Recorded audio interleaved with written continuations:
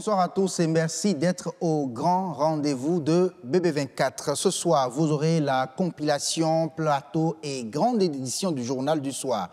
Et 4 invités ont répondu à notre appel avec des profils comme agroéconomiste, médecin, un journaliste écrivain, un beatmaker, concepteur d'instrumental. Avant eux, la météo d'abord.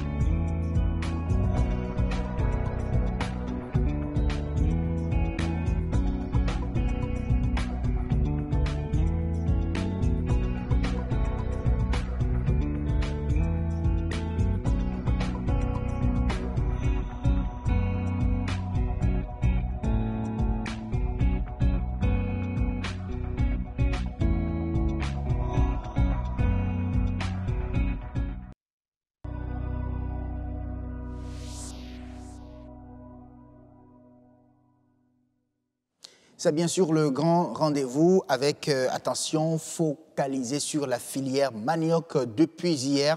La filière manioc est une opportunité pour la jeunesse béninoise, nous dira l'agroéconomiste invité de Monde Agricole.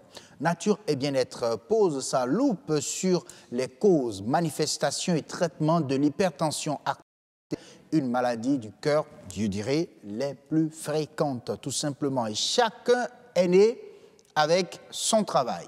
C'est ce que nous dit le journaliste écrivain Mathias Yonofon. Il est auteur d'une approche du travail exprimée dans un manuel intitulé « Découvrez votre travail et prospérez ». On en parle dans un instant. Et en matière de vente de musique en ligne, il y a des particularités à relever au niveau de l'instrumental mise en vente sur Internet. Yannick Tchaou, beatmaker, ingénieur son, auteur de plusieurs instrumentales, partage avec nous son expérience sur Horizon Culture ce soir. Le grand rendez-vous vous informe tout à l'heure de l'actualité à partir de 19h45 exactement. La présentation ce soir sera assurée par Estelle Pazou. Bonsoir Estelle. Bonsoir à vous Assioum. Alors, il y a quoi au menu du grand rendez-vous du 19h45? En attendant les résultats, les différents candidats à l'examen du bac peuvent pousser un ouf de soulagement. Ils ont fini hier la phase des épreuves écrites. La finance digitale, que doit-on y comprendre? Quel est son rôle et quelle peut être son importance pour l'économie béninoise? À suivre les réponses. Et puis, la feuille de laurier est également au menu de ce journal. Ses vertus en cuisine et en santé sont multiples et variées. Tous les détails sont à suivre à 19h45. Oui, ça m'intéresse. Feuille de laurier. Je vais pouvoir suivre ce reportage dans un instant. Merci à vous Estelle. On se dit à 19h45 donc pour les détails. La suite du grand rendez-vous, ce sont les plateaux qui s'ouvrent tout simplement. On commence par Monde Agricole.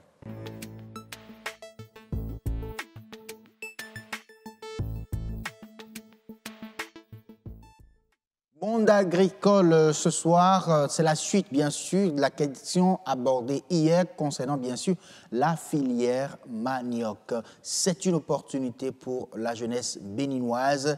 Vous aurez les raisons de cette affirmation dans un instant. Suit tout d'abord ce reportage de Karamat Agbataou qui nous présente la situation de la présence du manioc, la disponibilité de cette denrée sur le marché béninois et pourquoi pas également sur le marché international. Regardez. Nous sommes ici à Todomé-Hindé sur l'un des sites de vente de produits vivriers à quelques encablures du marché d'Antokpa. On y retrouve un peu de tout, des fruits tels que la banane, la pastèque, mais aussi et surtout le manioc, l'un des tubercules fortement appréciés des populations. C'est grâce au manioc que nous vivons, nous mangeons, on fait gari dedans, on fait atcheke, on fait claclou dedans.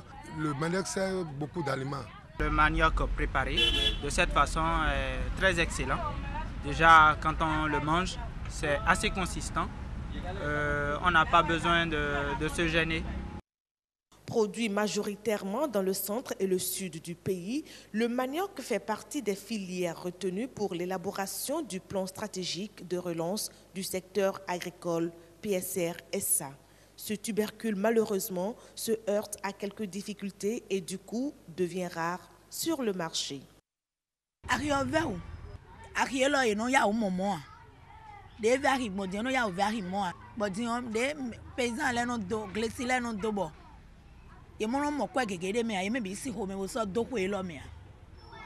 Une démotivation des paysans qui préfèrent aujourd'hui se ruer vers d'autres cultures au détriment du manioc. Ainsi délaissé, le prix de ce tubercule sur le marché a quasiment doublé, voire triplé. D'ailleurs,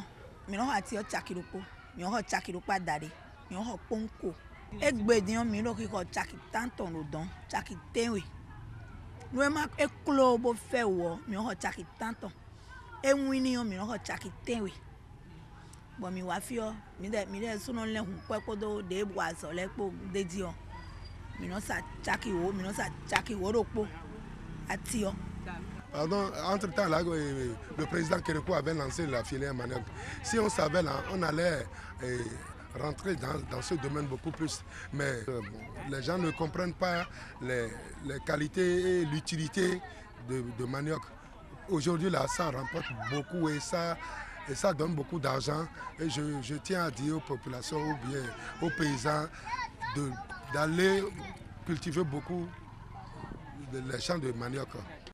Pour un pays en voie de développement comme le Bénin, le secteur agricole reste une véritable porte de sortie et les filières porteuses d'avenir devraient plus retenir l'attention. Il y va de l'intérêt de tous.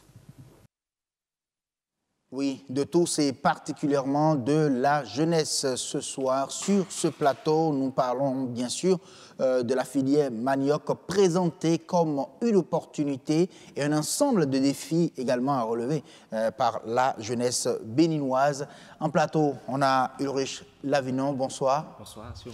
Agroéconomiste, merci de nous revenir une fois encore sur ce plateau pour continuer sur cette question concernant la filière du manioc, la filière manioc, pardon. Bonsoir, Estelle Pazou. Bonsoir à vous, Assio. Tout à l'heure, sur le journal, à l'intro, on va vous retrouver tout à l'heure à 19h45, mais avant cela, nous parlons filière manioc sur monde agricole. Aujourd'hui, cette filière est présentée comme une opportunité pour la jeunesse béninoise. Oui, Assio, au-delà de tout ce que nous avons eu à dire hier, que la situation n'est pas vraiment reluisante pour le manioc, il en est quand même aussi qu'il y a des opportunités pour les jeunes dans le manioc et c'est justement pour ça que M. Lavinon a accepté notre invitation. Il va nous dire aujourd'hui toutes les opportunités qu'ont les jeunes aujourd'hui d'investir dans le manioc. Mais il prend du gari.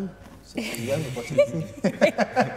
Non, il mange le gari. Enfin, vous n'êtes pas sérieux du tout là. Les jeunes avaient le gari, c'est une opportunité. Vous avez aussi le gari, Ah oui, j'aime ça. J'aime aussi le gari. Surtout. Et Ulrich aussi. Non, je ne dirai pas. Ah, mais le chocalo. Ah oui, vous aimez aussi le gari. Alors, qui n'aime pas le gari? Non, il n'y en a pas. C'est pas évident. Allez-y, mais c'était juste pour vous taquiner. Alors, on va commencer par dire une première opportunité que les jeunes ont dans la filière manioc. Alors, une première opportunité, je veux bien faire un feedback sur un fait. Le premier fait, c'est, suite des faits plutôt, le premier fait, c'est qu'il y a 500 000 producteurs qui pratiquent la culture de manioc. 500 000 producteurs. Ça, c'était une étude, Au Bénin? Oui, au Bénin. C'est une étude de 2008 qui révèle ça. Il y a 700 000 femmes qui sont impliquées dans les activités de transformation et de commercialisation du manioc. Et c'est 1 500 000 d'emplois, directs comme indirects, qui découlent des chaînes de valeur de manioc. C'est pour vous montrer à quel point c'est une culture qui capte l'attention de la population béninoise. Et en termes d'opportunités, première opportunité, le gari. Eh bien, le gari, c'est une opportunité pour le Bénin. Ensuite, on ne parle pas de la consommation, mais plutôt de la production du gari. Oui, la transformation du manioc en gari. C'est une opportunité parce que d'abord, au pays, c'est le premier produit plutôt issu de transformation de manioc qui est vraiment consommé par la population. Et nos voisins d'à côté, le Nigeria, ils en raffolent aussi. Et c'est pour ça que ceux qui sont dans la zone du plateau, ils en produisent également assez et ils font écouler ça vers le Nigeria. C'est pour faire du eba au Nigeria. Justement. Le piron. Et en dehors de ça, nous avons le lafou qui se fait. Oui. Et on dans les régions de Kétou, de Sakété aussi. Vous en mangez le lafou?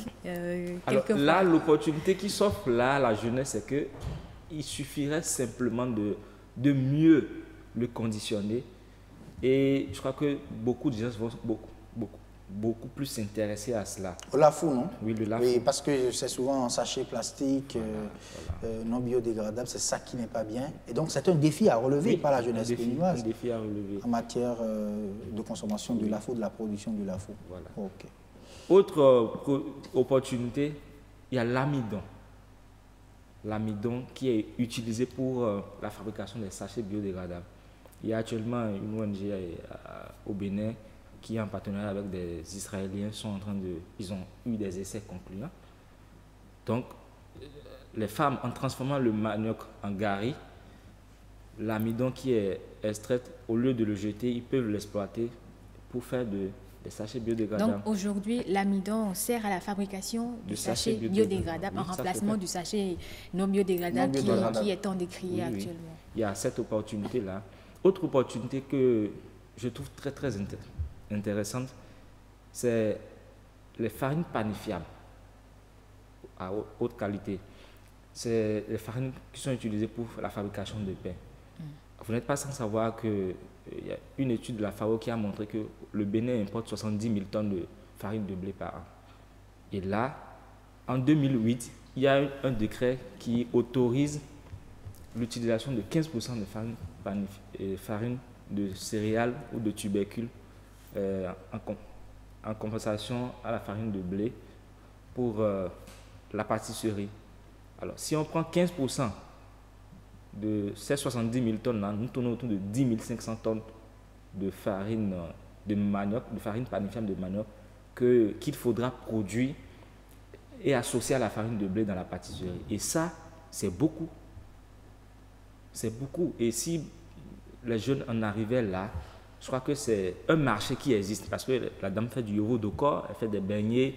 On l'utilise tout le temps, tous les jours. Il y a du pain qui se consomme. Donc c'est une très grande opportunité qui s'offre là. Mais il y a des défis à relever. Et parmi ces défis, surtout à ce niveau, c'est que faire de façon traditionnelle la farine panifiable de manioc, vous avez de très petites quantités. Mais si vous devez le faire à l'échelle industrielle ou bien en grande quantité, et surtout pour avoir de très bonne qualité, il vous faut un certain nombre de machines, d'équipements, surtout des séchoirs solaires qui coûtent excessivement cher. Des séchoirs solaires? Oui, solaires. Ah ouais, donc ou électriques. Voilà. Solaires parce que généralement dans les milieux ruraux, vous voyez, nous n'avons pas une couverture énergétique, donc ça pourrait contribuer quand même à pallier le déficit énergétique. Donc d'où l'importance d'avoir des séchoirs solaires pour ça. Donc. Donc Voilà, autant de potentialités que nous avons dans la filière manioc et qui sont encore inexploitées. On n'a pas cité le tapioca, je pense que c'est oui, il y a le base. tapioca aussi. Il y a le tapioca aussi qui est très utilisé et très répandu aussi. Bon, il y en a aussi qui ont déjà commencé à revisiter ça. Nous en connaissons qui revisitent ça et bien emballé, qui s'exportent aussi. Donc voilà autant d'opportunités. Et également des biscuits qui sont faits à base de manioc. De manioc. Il y a des biscuits traditionnels même que nous en avons ici, qu'il faut simplement revisiter. Oui. Oui. Il ne faut pas oublier aussi que quand on épluche le manioc, ce qui est considéré aujourd'hui comme déchet, on peut l'utiliser dans l'alimentation du bétail et tout le reste. Surtout le porc. Le porc, surtout. Je vais me rebondir sur ça pour vous dire que il y a un essai qui a été conclu récemment avec une jeune dame que j'ai connue.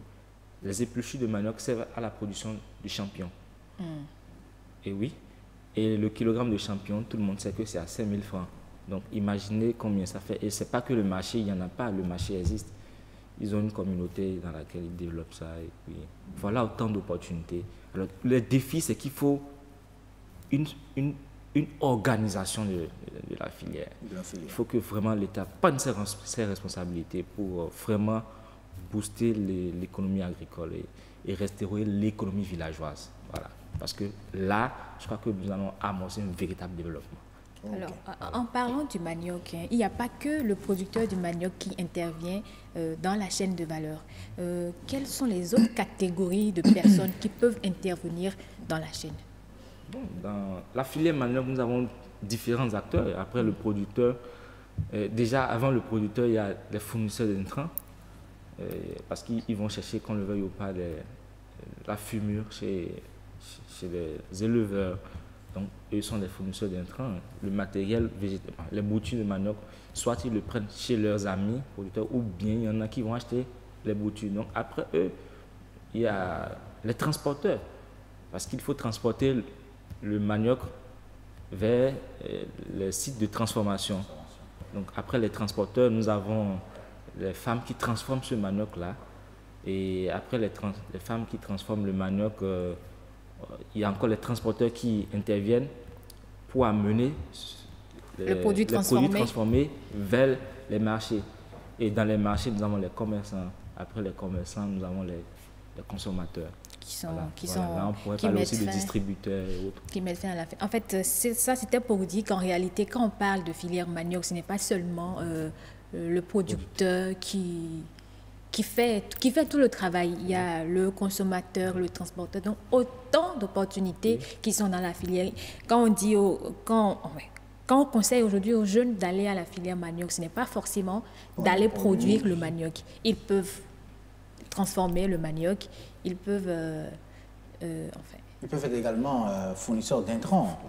Fournisseurs d'intrants oui. Pour la production du manioc. Ils peuvent être producteurs, ce n'est pas des boutures du manioc, c'est bien possible, des semenciers. Oui. Et je rebondis même sur ce que vous avez dit pour dire que au niveau de la commercialisation, il y en a qui décident par exemple maintenant d'être simplement des intermédiaires entre les producteurs, les transformatrices et les consommateurs. C'est vrai qu'ils coupent la chaîne au niveau des commerçantes, mais celui qui décide d'organiser ça, s'il entre dans ce secteur-là, il peut se faire un masse de fric. Okay. Bon, un masse d'argent, maximum d'argent plutôt. Alors vous, en tant qu'agroéconomiste, est-ce que vous avez des recommandations à faire? On sait que récemment, il y a eu une conférence sur le manioc. Est-ce que vous avez des recommandations à faire pour davantage booster la filière en quelques secondes? Bon, recommandations, c'est une filière à regarder de plus près parce qu'elle va permettre d'absorber un grand nombre de jeunes au chômage. Et il va falloir que nos dirigeants aient un œil particulier, un regard particulier à l'endroit de cette filière-là, parce que c'est un tout. Il faut de la bonne gestion, une très bonne organisation pour le faire. Et je crois qu'ils l'ont... Ça a commencé, ils sont en train de comprendre. Ils sont en train de comprendre parce que le manioc est d'ailleurs inscrit dans les 7 filières agricoles retenues par le programme d'action du gouvernement. Qui a opérationnalisé tout ça. Voilà. Merci à vous, M. Lavino. On est passé sur le plateau. Merci, Estelle Pazot. Peut-être ce soir, vous allez manger, vous allez prendre du piron, c'est ça? Non. Parce qu'on a parlé du manioc, du gari et tout le reste. Bon. Peut-être du lafou. Ou bien du lafou. Je suis au régime. Ah, vous êtes au régime. Je vous invite le week-end à Kétou. On ira manger du lafou de l'autre côté. D'accord. Le week-end. Allez, merci. Restez toujours en notre compagnie, hein, chers téléspectateurs. Oui, puisqu'on parle d'opportunités pour la jeunesse, il y a plusieurs idées reçues autour de ce qu'on appelle le travail. C'est une entité qu'il faut découvrir, savoir en réalité quelle est votre part là-dedans. En tout cas, ce n'est pas moi qui le dis, c'est ce que nous dit l'expert du jour. On le reçoit dans un instant.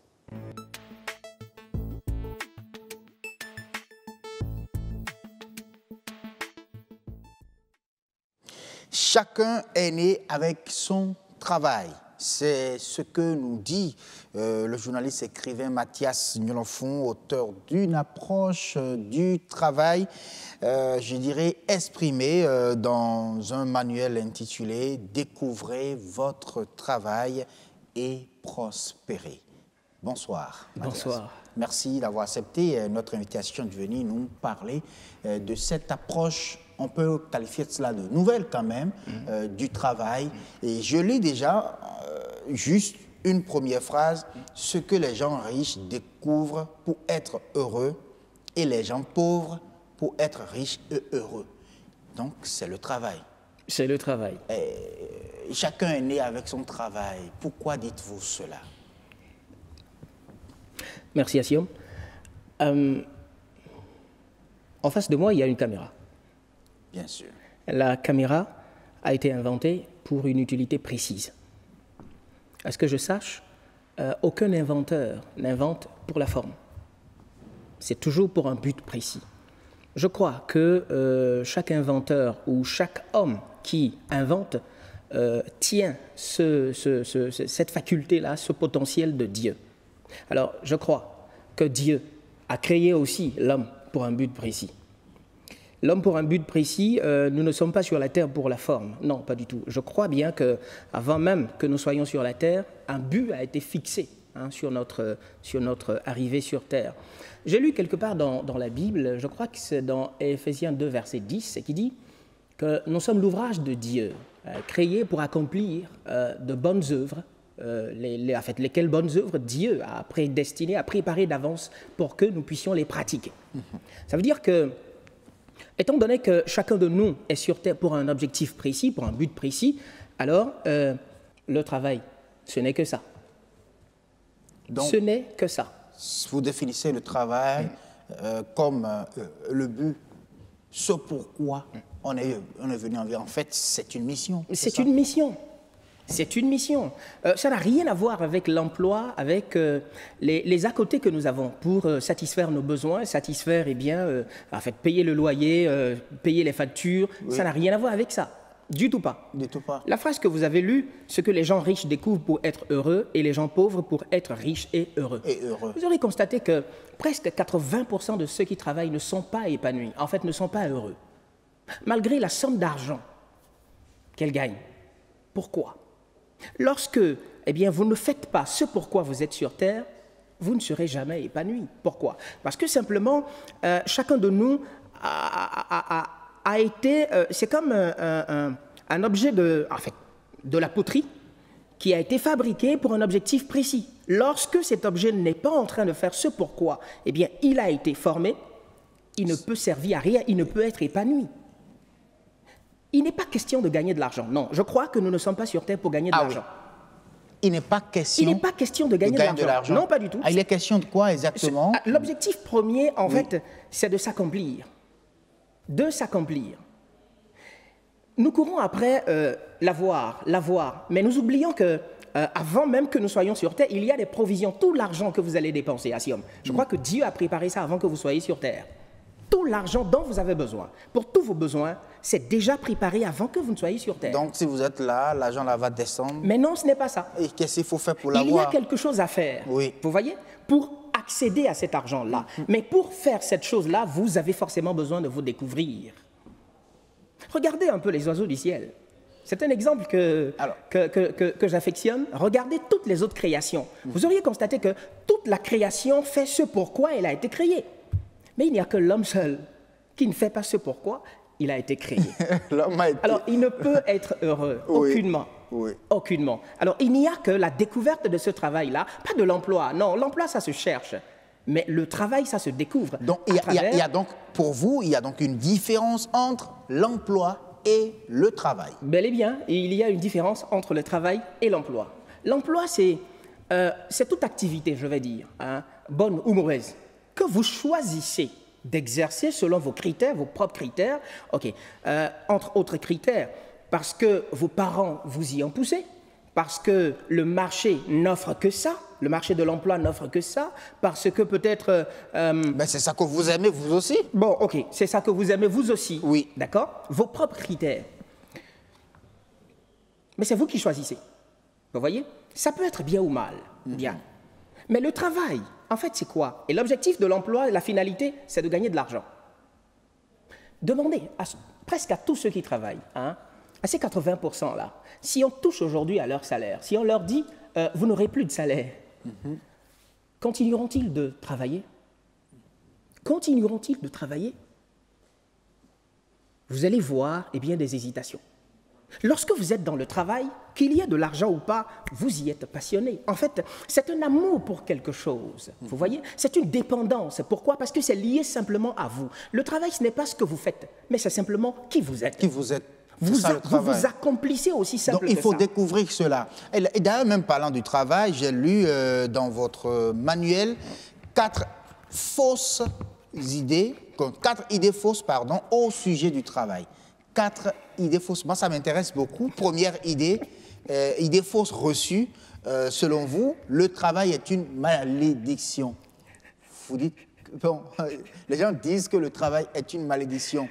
Je voyais tout à l'heure heureuse ma collègue lire cela, mais disait, mais personne ne dit ça. Où est-ce que vous avez appris que les gens ont dit que le travail est une malédiction? D'accord. Plusieurs personnes le disent. Vous aurez déjà constaté ou entendu dire, qu'est-ce qu'on reproche à Adam?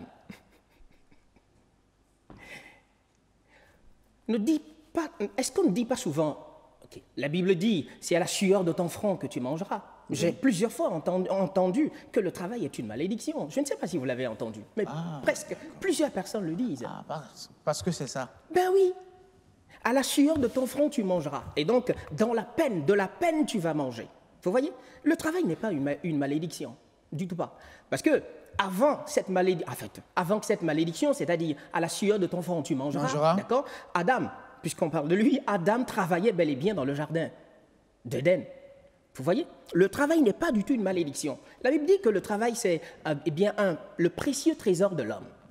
Et d'ailleurs, quand vous lisez dans la Bible, je crois Jérémie 29, verset 11, Dieu dit « Je connais les projets que j'ai faits pour toi, que j'ai formés sur toi, projets de paix et non de malheur. » Alors, ça veut dire que ce que Dieu nous a envoyé sur terre pour faire, d'accord, c'est un bonheur. Eh bien, c'est une bénédiction. Pourquoi? Parce que ça répond aux besoins de quelqu'un, ça apporte de la satisfaction, non selon notre façon de voir, non, mais ça apporte de la satisfaction selon le plan de Dieu pour chaque individu. Donc, on comprend donc que le travail n'est pas une malédiction. Deuxième fausse idée, il faut chercher du travail. Vous dites que c'est une fausse idée. Ben oui, on ne cherche pas le travail, non, le travail ne se cherche pas. J'ai fait tout à l'heure la différence entre l'emploi et le travail. Mais vous avez dit, découvrez votre travail. Si on ne cherche pas, qu'est-ce qu'on peut découvrir le travail? Mais non, pas du tout. Pas du tout. Quand je parle de chercher le travail, qu'est-ce qu'on nous a dit souvent? Comment cherchez-vous du travail? Comment cherchez-vous l'emploi habituellement? Le travail ne se cherche pas, ça se découvre. Ce que vous m'avez lu, il faut chercher du travail. D'accord? Bien. Si chacun de nous est né avec son travail, vous irez le chercher où? Ce n'est pas en tapant à des portes, ce n'est pas ça. Mais c'est ce que nous faisons aujourd'hui. Nous tapons à des portes, ou parce que nous avons fait une formation de base, eh bien, nous cherchons dans ce domaine-là. Mais écoutez, ce n'est pas en fait notre formation de base qui définit notre travail, du tout pas. Et qu'est-ce qui définit alors notre travail? Mais c'est en fait, c'est ce que je dis. Nous avons l'obligation de nous découvrir. Dans le document, j'ai parlé par exemple du talent. Avant de choisir une filière de formation, il y a un travail que nous ne faisons pas souvent, c'est-à-dire la découverte de son talent. De son talent. En principe, c'est le pas qui devrait précéder le choix de la filière. Et selon le talent que j'ai, et selon d'autres indices également qui sont détaillés dans le livre, selon ces indices-là, eh bien, je choisis la filière. De sorte que lorsque j'exerce, même si eh bien, les conditions ne sont pas appréciables, ne sont pas gaies, vous y avez quand même, vous avez quand même un attachement, vous y avez quand même eh bien, de l'amour pour ce que vous faites, de la passion pour ce que vous faites. Ce n'est pas parce que vous avez fait de la communication que forcément vous devez aller au journalisme. Non, pas du tout. La formation de base vous prédestine à un lot, à un ensemble d'activités données. Mais dans cet ensemble, il y a une activité qui colle à vous, qui est un à vous. Pourquoi? Parce que ça répond à votre identité, à votre personnalité, à vos expériences de vie, à votre talent. Vous avez présenté une troisième idée fausse, le travail honnête procure la liberté. Oui. Vous dites que c'est une fausse idée. Bien sûr, le travail ne procure pas la liberté. Ok, je vous dis. On dit dans la Bible, hein, je cite ça souvent parce que ce sont des versets qui on dit, je souhaite que tu prospères à tous égards et sois en bonne santé comme prospère l'état de ton âme. Comme prospère l'état de ton âme, à votre avis. Le bonheur vient d'où? La liberté vient d'où? Si vous n'aviez pas de la liberté avant d'aller au travail, le travail ne vous procurera pas cette liberté, du tout pas. En fait, c'est vous qui allez avec la liberté et qui faites de votre travail. Le travail n'est que l'expression... Qu'est-ce qui vous libère? Le travail n'est que l'expression de votre liberté. C'est comme par exemple, vous dites, ok, je vais au travail pour être heureux, ou je vais au travail pour avoir de la joie. Non, si vous n'aviez pas de la joie, à cause de ce que votre femme vous a fait à la maison, ce n'est pas le travail qui va vous donner cette joie-là. Non, pas du tout. Ça vient en fait simplement de ce que vous êtes en train de faire et qui est conforme à votre état d'âme. Alors, Monsieur Mathias Yonofon, vous, est-ce que vous avez découvert votre travail? J'ai découvert mon travail. C'est lequel? C'est ce que je suis en train de faire. Parler, d'accord, des principes de fonctionnement de Dieu dans chaque domaine. En économie, comment est-ce que Dieu, quels sont les principes établis par Dieu pour faire de l'économie? Les principes établis par Dieu pour faire du journalisme. Les principes établis par Dieu pour réussir le mariage, par exemple. Chaque domaine, parce que je crois que Dieu a une volonté au sujet de tout. Et nous pouvons faire les choses selon eh bien, les principes de Dieu. Il n'est pas question, en fait, ça n'a rien à voir avec de la religion, du tout pas. Mais je crois que si nous sommes sur la terre et que si c'est Dieu qui nous a créés, il y a un mode de fonctionnement dans chaque domaine. Dieu veut que nous fassions de l'économie. Il veut que nous soyons journalistes. D'accord? Mais comment le faire? J'ai tellement de choses à dire par rapport au journalisme, tellement de choses à dire par rapport à la communication.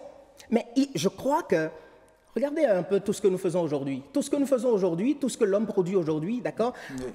Produit toujours des conséquences négatives, toujours des effets secondaires. Mais regardez la création de Dieu. Pourquoi c'est si parfait? Pourquoi on ne peut pas s'inspirer du mode de fonctionnement de Dieu, d'accord, pour eh bien, ramener ce mode de fonctionnement de Dieu dans ce que nous faisons pour améliorer nos résultats, pour un mieux-être? C'est une question et on va peut-être rester sur cette question et vous demander, bon, où trouver ce manuel, découvrir votre travail et prospérer. Pour le moment, je n'ai pas positionné le livre dans les librairies. Okay. Alors, ce que je fais pour le moment, en fait, c'est quoi? Je demande simplement un sursaut patriotique. Je veux faire de chaque Béninois partenaire, d'accord, de ce livre-là. Je veux que chaque Béninois, là où il est, eh bien, qu'il puisse acheter ne serait-ce qu'un lot pour son quartier, d'accord? Ce sera un prix forfaitaire. Et pour avoir le livre, il suffit simplement d'appeler un numéro. Je peux? Bon, si vous voulez. D'accord. C'est le 97 33 23 44. Merci. Appelez et vous serez servi de sorte que dans votre quartier, que les jeunes de votre quartier aient accès à ce document-là, parce que c'est une question que tout le monde doit prendre à bras le corps. Ça nous concerne, ça vous concerne, ça me concerne. Merci beaucoup à vous, cher ami Mathias Yonofon. Découvrez votre travail et prospérez.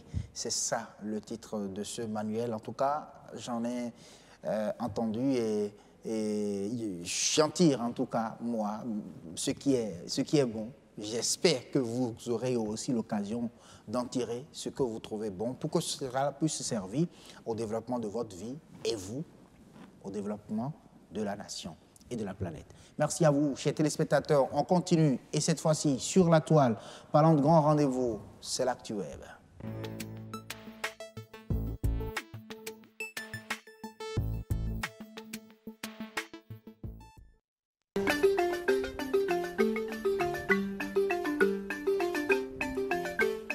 Amis du Grand Rendez-vous, bonsoir et bienvenue au 4e numéro de l'actualité web de cette semaine.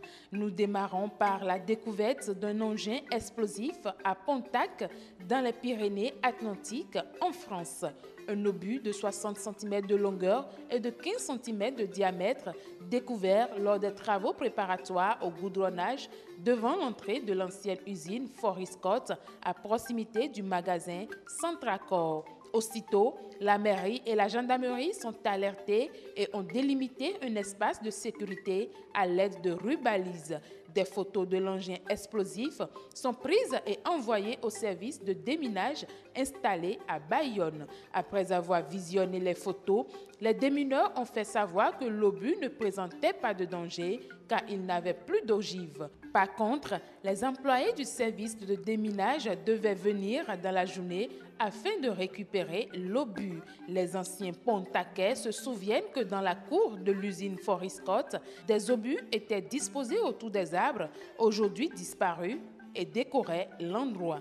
Autre actualité pour vous, chers amis téléspectateurs, un parieur du PMU remporte 30 900 € à Saint-Giron.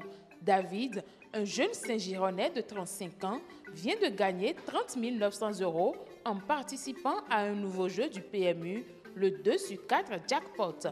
Pour gagner à ce jeu, il suffit de trouver 2 chevaux parmi les 4 premiers, quel que soit l'ordre de l'arrivée. Et lors de l'enregistrement du pari, la machine attribue aux joueurs un multiplicateur compris entre 1 et 1000 qui bonifiera les gains si le pronostic est gagnant. Et ce jeu, David l'a joué et a gagné. Il part avec 30 900 €. Linda Loupadière, le chef de secteur du PMU de Saint-Giron, et Thierry Arras ont remis le chèque au parieur heureux qui a préféré rester direct pour sa part, je cite, « David ne joue pas au hasard, il consulte beaucoup plus de journaux spécialisés ».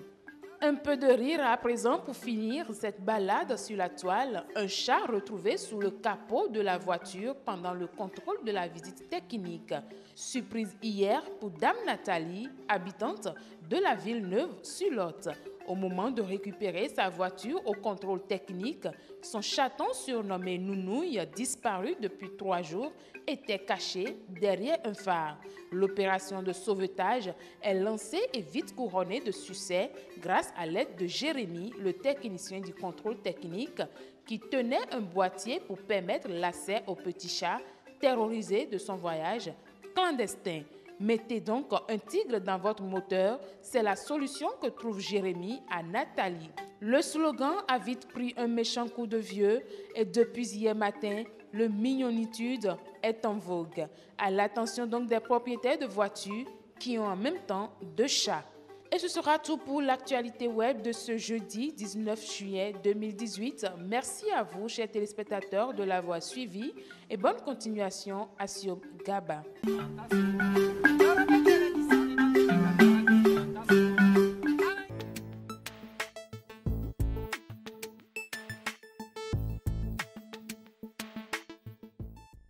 Merci à vous, Marcel Betoko, pour l'actu web. Merci beaucoup également à vous, chers téléspectateurs, d'être toujours en notre compagnie. Dans 5 minutes exactement, on va retrouver Estelle Pazot pour le journal à 19h45, bien évidemment. Mais avant, on suit Nature et Bien-être.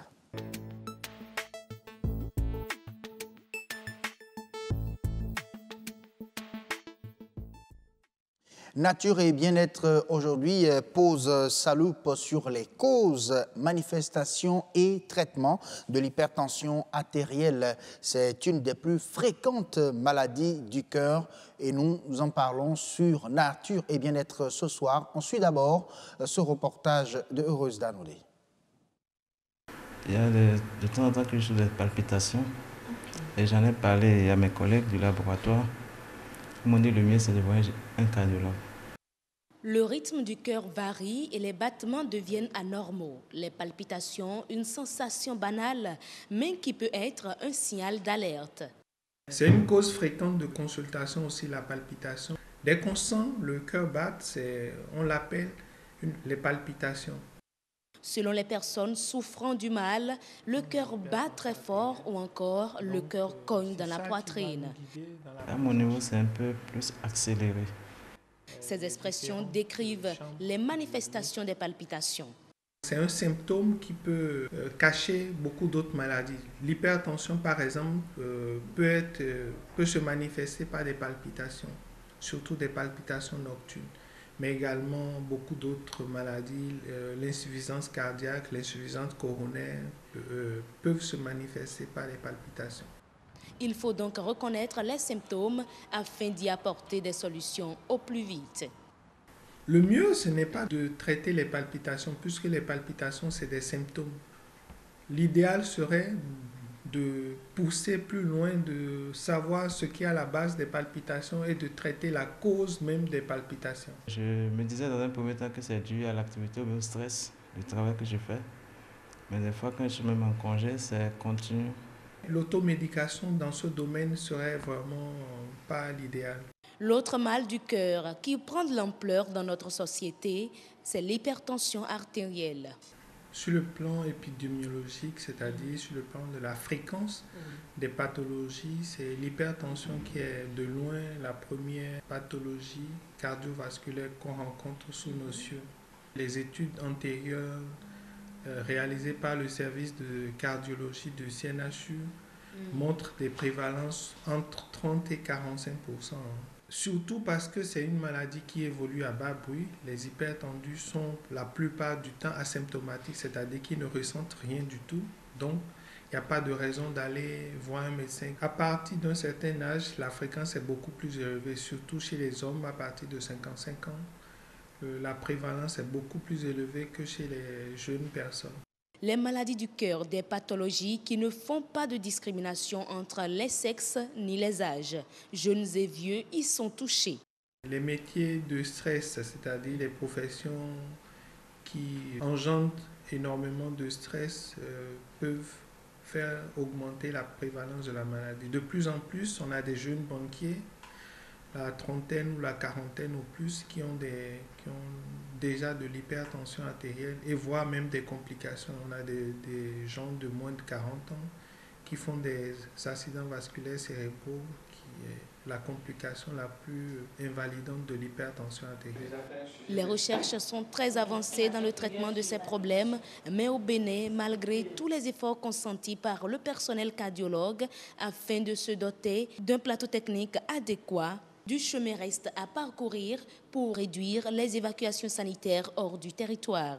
La prise en charge des problèmes du cœur, surtout en phase terminale, coûte donc très cher en l'absence d'un système de prise en charge gratuite. Dès qu'il y a l'hypertrophie.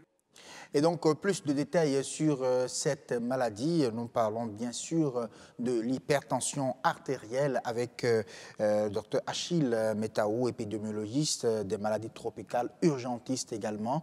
Bonsoir, docteur. Bonsoir, cher ami. On va vous retrouver dans un instant pour avoir plus de détails, bien sûr, sur cette maladie. Puisqu'il est 19h45, on va d'abord suivre Estelle Pazou, puisqu'il est l'heure du journal.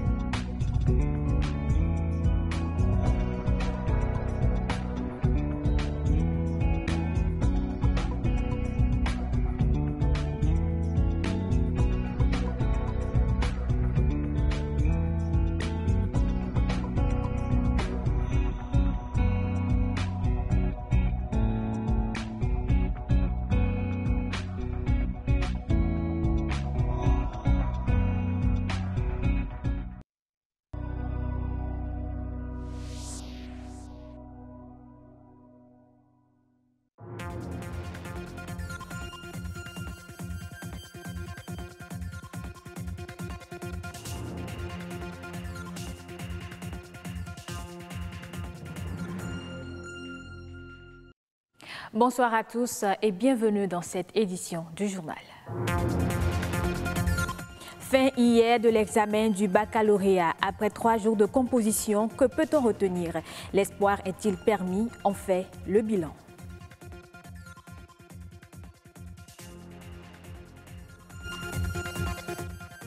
La finance digitale peut être une véritable opportunité pour le Bénin, mais elle est encore inconnue et son importance n'est pas toujours mesurée. Un spécialiste revient sur le sujet dans ce journal. À suivre également dans ce journal, le laurier, plante aromatisée dont les feuilles servent en cuisine. Mais ce n'est pas tout, elles servent aussi en santé.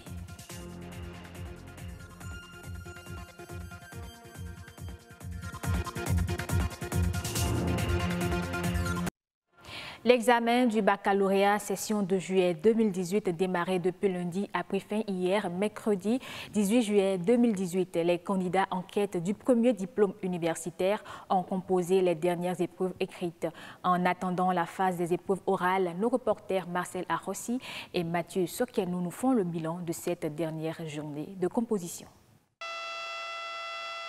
Voilà qui met fin à la phase écrite de l'examen du baccalauréat, session de juillet 2018.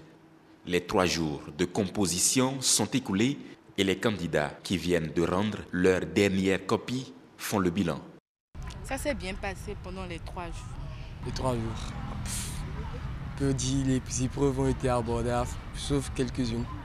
Apparemment, pour moi, je peux dire en mathématiques et en ce dernier, l'allemand. C'était abordable, les épreuves étaient abordables. On espère que cette année, tout ira bien. La réussite est assurée. Je suis confiant, je sais que je vais réussir, par la grâce de Dieu. On s'attendait à des épreuves abordables et c'est ce qu'on nous a fourni. J'ai fait du mieux que je peux, je suis ravi. Je suis sûr que j'aurai de bons résultats lorsque les résultats vont sortir. Et je suis très sûr, j'ai fait de mon mieux, je suis confiant à 100%. Si certains se voient déjà à l'université, d'autres par contre sont mécontents. C'est le cas de Lucas. Nous qui avons quitté les écoles publiques, bon, ils nous ont balancé des épreuves. Des épreuves, je ne sais pas comment les qualifier. Hein, des derniers chapitres qu'on ne peut pas supporter. Quoi. Non, ils n'ont pas tenu compte les mouvements qui sont passés durant toute l'année. Grève de 3 mois, balancer des trucs en mathématiques et surtout en SVT, non, c'est pas logique. On n'a même pas fait 2 semaines, on a composé, on nous a balancé des trucs de fin chapitre.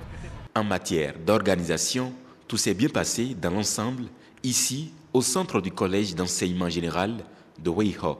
Nous sommes heureux et soulagés d'avoir conduit à bon port la mission qui nous a été confiée de superviser les travaux de l'organisation du baccalauréat. Tout s'est bien passé, comme nous l'avons dit, en dehors de quelques cas d'absence, d'abandon et d'exclus.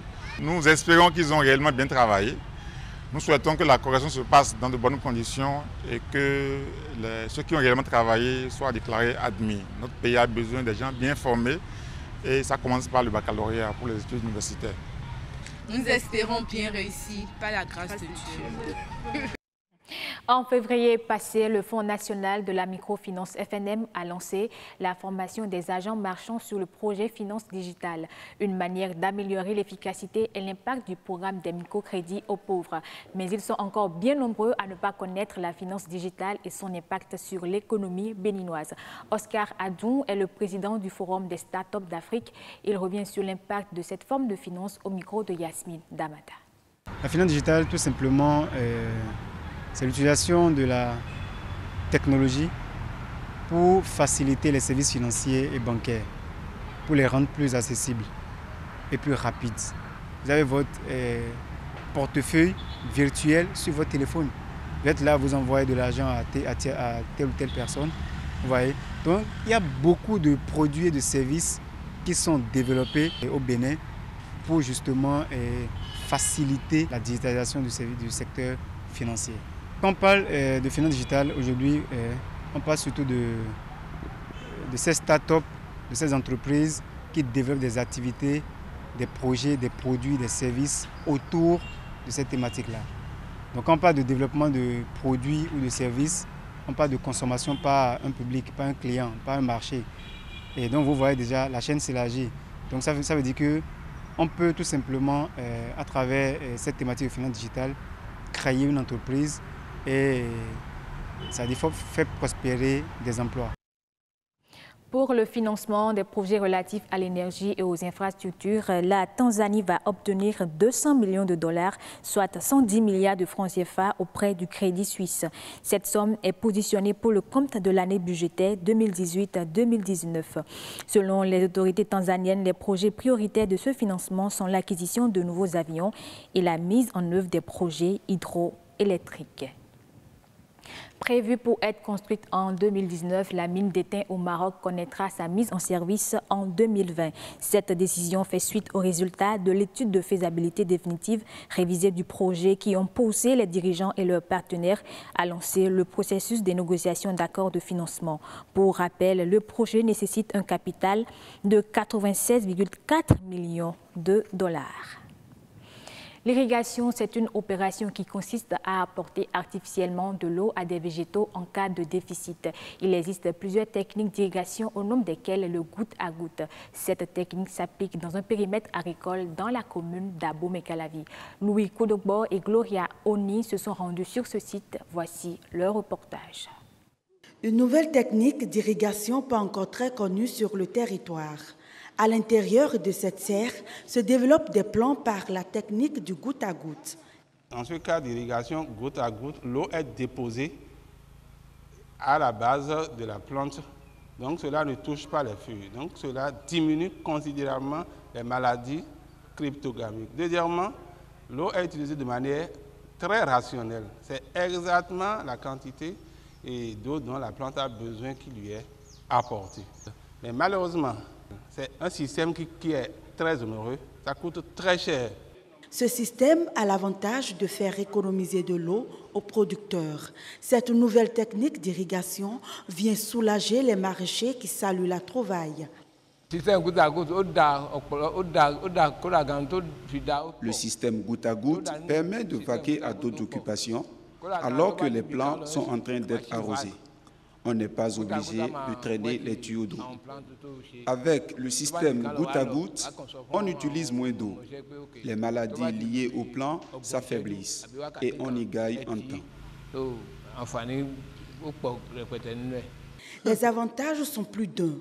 Les producteurs pourront désormais bénéficier d'un bon rendement pour leur culture. C'est carrément une habitation. Ça a coûté vraiment cher, c'est un dispositif de 7 mètres sur 7. Cela nous est revenu à 500 000. C'est un peu cher. Mais il faut mettre tous les dispositifs, n'est-ce pas, tout ce qu'il faut pour avoir de bonnes récoltes, pour avoir un bon rendement.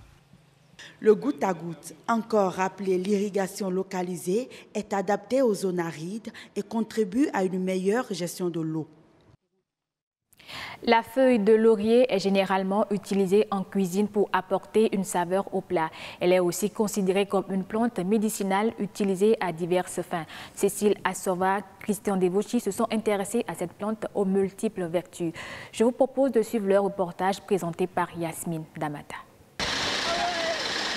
Elle est bénéfique pour la santé, indispensable dans la cuisine car elle sert souvent comme bouquet garni pour aromatiser nos plats maison. La feuille de laurier parfume et donne au repas une saveur intense et exquise. J'utilise la feuille de laurier pour préparer la sauce, pour assaisonner le poisson et la viande. Ça donne une bonne odeur à la sauce. Le mélange du laurier avec les autres condiments donne à la sauce un goût bien épicé et rend plus succulente la sauce. Mieux, la feuille de laurier est reconnue pour ses bienfaits contre l'anxiété et la fatigue. Il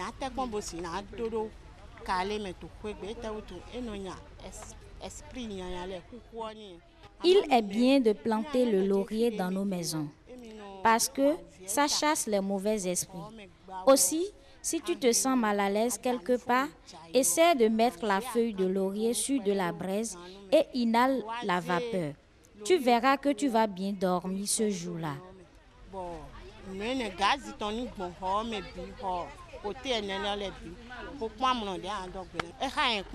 Ça m'est arrivé une fois, en la préparant comme de la tisane, sans ajouter du sucre ni du lait. Ça nettoie le sang et ça lutte également contre la tension.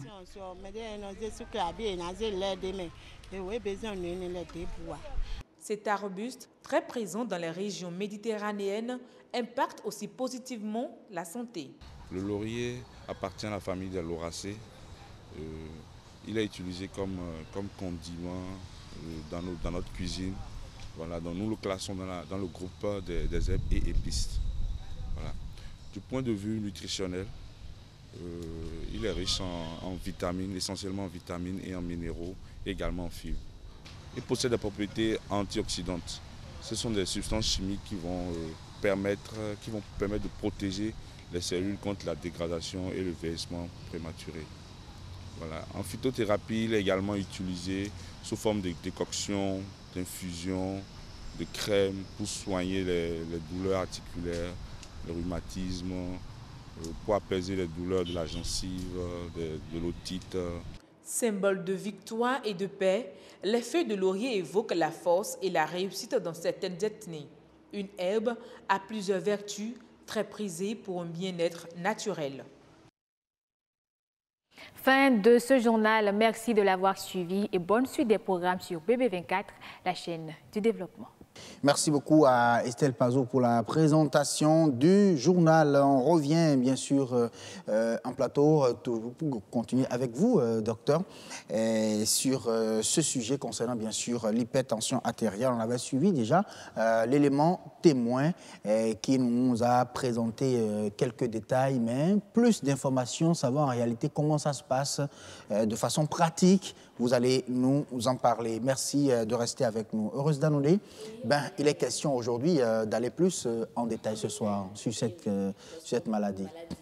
Déclarée, je dirais, en 2013 par le MES comme un problème de santé publique. Okay. Et l'hypertension artérielle, de quoi il s'agit? Certaines personnes se posent encore cette question. Quand est-ce qu'on parle de la hausse de la tension ou tension élevée? On va en parler avec lui. Alors, docteur, merci déjà d'être avec nous. Qu'est-ce qu'on peut retenir pour vous qui êtes dans le domaine, dans la pratique, tension artérielle élevée, hypertension? Bon, je crois que les voix les plus autorisées ont déjà dit ce qu'il y a dans le reportage. Oui, on a eu un parce cardiologue. Que moi, je ne suis pas cardiologue. Le problème de tension artérielle est géré par les cardiologues. Mais étant donné communicateur pour le changement de comportement en matière de santé, je voudrais beaucoup plus mettre l'accent sur ce que nous, en tant que profanes, ce que nous allons retenir de ce que c'est que l'hypertension artérielle et comment nous allons faire pour ne pas en arriver vraiment à cette étape. En réalité, la tension se définit comme étant la pression sur laquelle le sang circule dans les différents vaisseaux de notre corps. C'est ça la définition de la tension artérielle. Quand vous prenez de l'eau qui doit traverser les tuyaux et quand vous ouvrez le robinet, vous voyez, quand vous ouvrez beaucoup, donc la pression sur laquelle l'eau doit sortir serait une forte pression. Et quand vous réduisez, la pression serait encore faible. C'est comme ça qu'il faut comparer. Donc le sang qui circule dans notre corps doit circuler avec une pression donnée pour pouvoir frotter les parois des vaisseaux pour que nous puissions réellement faire tout ce qu'il faut pour pouvoir être en bonne santé. Et il peut arriver que cette pression sous laquelle le sang doit circuler subisse des transformations. C'est en ce moment qu'il y a problème. Et donc, cette pression dont je viens de parler dépend de 3 facteurs. Premièrement, l'état de la pompe cardiaque, c'est-à-dire le cœur. Si le cœur, il y a quelqu'un qui a augmenté le volume. C'est le seul moteur de l'organisme qui ne s'éteint pas. Quand ça s'éteint, c'est que vous n'avez plus de vie. Et donc, si ce cœur-là a des difficultés, c'est que votre tension aura des problèmes. Vous ne pourrez pas avoir une tension normale. Ça, c'est le premier facteur. Le deuxième facteur, ce sont les vaisseaux, c'est-à-dire les artères, les veines, les capillaires dans lesquels le sang circule. Forcément, je compare toujours à un tuyau dans lequel l'eau va circuler. Lorsque le tuyau n'est pas résistant et que vous ouvrez l'eau, vous ouvrez le robinet à forte pression, forcément, le tuyau va céder et il y aura fuite d'eau. Et donc, là, si les vaisseaux ne sont pas résistants, les parois des vaisseaux ne sont pas résistantes, donc vous aurez des difficultés et ces vaisseaux peuvent s'éclater. Le sang, au lieu de circuler dans les tuyaux qu'il faut, va sortir ailleurs. Et c'est ça qui fait qu'on arrive à retrouver le sang dans le cerveau, alors que ça ne devrait pas y être. Ça fait deux facteurs. Tout à fait. Maintenant, le troisième facteur, quelle est la quantité de sang qui circule dans le corps? Donc, c'est la masse sanguine circulante. Lorsque vous faites un accident, ou bien vous faites peut-être des vomissements sanglants et que vous perdez suffisamment de sang, forcément, la quantité est diminuée. Le sang qui va circuler dans ces vaisseaux ne pourra plus frotter les vaisseaux. Donc, votre tension sera de toute façon perturbée. Donc, voilà les trois facteurs qui perturbent la tension artérielle. Donc, s'il faut prendre le problème de la tension artérielle pour traiter, il faut voir à quel niveau se situe le problème. Est-ce que c'est au niveau du cœur? Est-ce que c'est au niveau des vaisseaux ou bien c'est au niveau de la masse sanguine?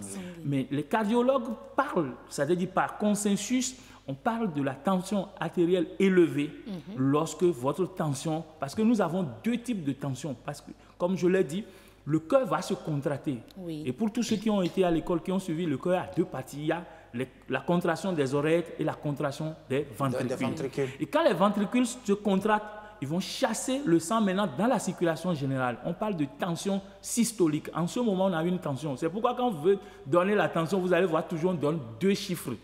Et donc, quand les ventricules se contractent, qui chassent le sang dans la circulation générale, nous parlons de la contraction systolique et c'est ça qui donne la première tension. Quand vous entendez 10, vous entendez 12, vous entendez 20, c'est la première tension.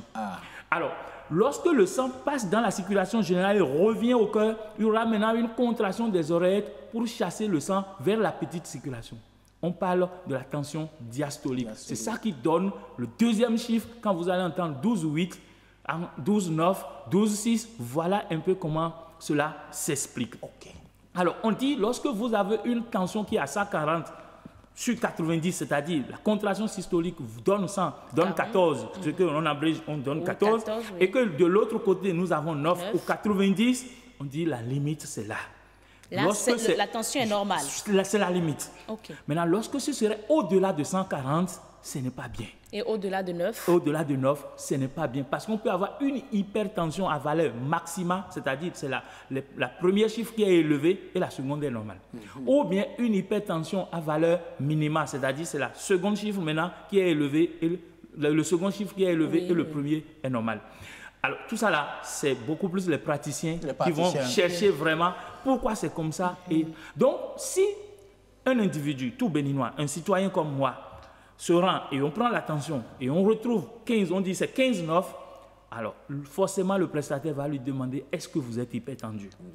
Et donc, ou bien, c'est pourquoi quand on veut aller contrôler la tension, parce que nous sommes là, c'est pour conseiller nos citoyens, lorsque vous venez pour prendre la tension, on va vous dire forcément, monsieur, reposez-vous, couchez-vous, assoyez-vous, que les gens comprennent, parce que vous avez marché, vous avez fait un effort physique. On parle des variations physiologiques. Lorsque vous courez et qu'on doit prendre votre tension, forcément, ça peut être élevé, mais ce n'est pas que vous êtes en train de faire une hypertension. Donc, pour prendre, si je comprends bien, pour prendre la tension artérielle et avoir des chiffres vraiment réels, il faut être dans des conditions données. La tension se prend en position assise ou couchée. Lorsque vous êtes debout, on prend votre tension, ce n'est pas bien. Lorsque vous pédalez, même à véhicule, ou même en moto, et que vous venez vous garer, vous allez dans le centre pour dire je veux contrôler la tension, en réalité, ce n'est pas bien. Vous devez vous reposer pendant 5 à 10 minutes avant qu'on ne prenne la tension, parce que l'activité physique que vous avez fait, même la marche là, peut entraîner une augmentation, mais c'est une augmentation physiologique. Ça devient pathologique, c'est-à-dire problème lorsque, en dehors de tout ça là, on prend votre tension et la tension est élevée. Donc, au-delà de 160, les cardiologues parlent d'hypertension artérielle vraie lorsqu'on a 16, lorsqu'on se retrouve à 16. Je vous ai dit que 140, c'est la limite. C'est vrai qu'entre 140 et 16, on va dire c'est la première fois. Monsieur, reposez-vous et on reprend. Ou bien revenez le lendemain, on reprend. Mais dès qu'on commence par avoir vraiment 16 ça, ce n'est pas bien. Vous êtes sur le plan médical, c'est classé. Et on va commencer par dire hypertension de type 1, de type 2 ou de type 3. Ça, c'est les spécialistes. Est-ce qu'on en guérit? Alors, le problème se retrouve. Vous voyez un peu comment je viens de définir les différents facteurs. Alors, donc, il n'y a pas de cause directe. C'est-à-dire, il y a des facteurs qui favorisent. Parce que lorsque vous arrivez, vous n'arrivez pas à faire vraiment la paix autour de vous et que vous êtes tout le temps stressé, vous pouvez avoir votre tension élevée. En dehors des pathologies, comme le cardiologue l'a dit, en dehors des pathologies cardiaques et autres, mais il y a beaucoup aujourd'hui, si nous souffrons de la tension artérielle, c'est-à-dire d'hypertension artérielle, c'est beaucoup plus lié à notre mode de vie et l'environnement dans lequel nous. Maintenant, est-ce qu'on peut s'en guérir? Est-ce qu'on arrive à se guérir? Bon, en réalité, la tension artérielle, on arrive à l'entretenir. On arrive à l'entretenir. Et parce que, c'est quoi? Je viens de vous expliquer un peu le mécanisme. Mais si tout le temps, le facteur stressant est là, mais comment vous allez vous en guérir de ça? Si le facteur stressant est là à tout moment, maintenant, si vos charges dépassent vos revenus, mais vous êtes tout le temps en souci. Et c'est ce que nous vivons. Et c'est ce que beaucoup plus nous vivons. Ce que nous mangeons, parce que c'est un problème de vaisseau, un problème de résistance des vaisseaux. Mais ce que nous mangeons peut contribuer à cela. Si nous mangeons des aliments trop gras, et qu'il y a maintenant les facteurs, il y a la graisse qui s'augmente, nous allons développer une hypertension artérielle. Donc c'est pourquoi aujourd'hui on doit demander à tous ceux qui produisent, c'est-à-dire de façon, nous sommes sur une émission qui parle du bien-être, lorsqu'on arrive à la production agricole, mais au lieu de manger bio, on est en train de nous déverser tout ce qui est les autres. Donc finalement, on va devenir quoi? Et quand vous voyez depuis 2013 jusqu'à ce jour, vous voyez la tension artérielle, c'était une maladie après 50 ans. Mais aujourd'hui, déjà à 20 ans, à 25 ans, ou même à 15 ans, on commence par développer. Voilà, je voulais même parler des personnes à risque, mais là, c'est docteur, vos conseils m'intéressent, moi, particulièrement. Et je suis sûr que les téléspectateurs également sont du même avis que moi, parce que c'est terre à terre, c'est très explicite et on comprend en réalité comment est-ce qu'il faut se comporter. Moi, j'aurais aimé que le mardi, vous acceptiez de venir vous me dites là que c'est sur ce plateau. C'est terminé, heureuse d'annoncer que vous reveniez sur ce plateau, docteur, pour aller plus en détail, surtout quand vous avez à commencer par aborder le côté alimentaire. Alimentation, c'est important. Alimentation, c'est très important. Et il faut que les téléspectateurs acceptent également de prendre rendez-vous avec nous et que vous soyez là pour davantage d'explications. Vous promettez? Il n'y a pas de problème, nous sommes là pour la cause. Merci beaucoup à vous. Merci docteur, merci, heureuse d'annoncer. Merci à Gaba. Vraiment, très bon sujet. On va se retrouver mardi pour continuer, bien sûr, cet entretien-là sur nature et bien-être, puisque demain, c'est Amandine qui sera là pour parler environnement, pourquoi pas. Le grand rendez-vous pratiquement terminé pour aujourd'hui. La météo en rappel.